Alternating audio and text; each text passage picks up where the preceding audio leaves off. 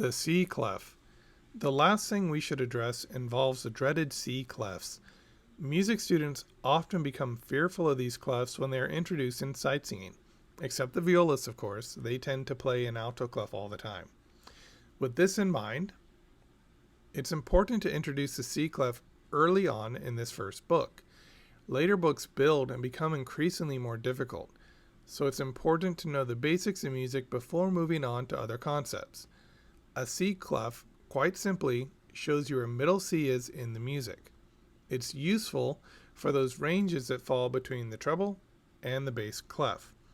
It's not quite low enough to need the full range of the bass clef's low end, and it doesn't play high enough to need the higher ledger lines in the treble clef. You can think of it as the Goldilocks of the staff system. It's just right for those middle ranges.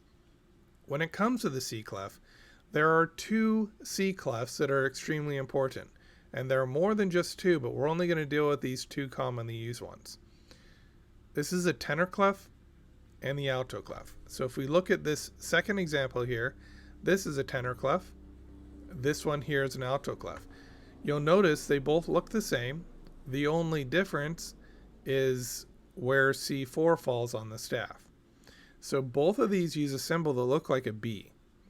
The middle of that B points to directly where middle C is on the staff system. So you go to your piano, you play that C in the middle of the piano, middle C, then you've just played this note on the third line of the alto clef.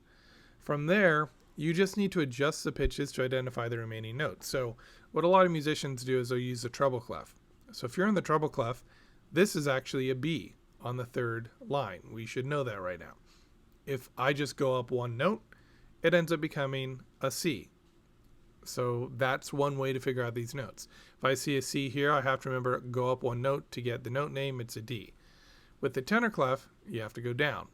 So if I know that this is normally a D in the treble clef, if I go down one note, it's a C.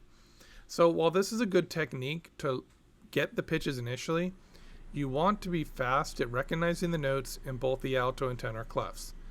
By improving your ability to quickly identify these notes, research has shown that you can actually improve your own cognition. So this is a great exercise even just to keep the brain healthy.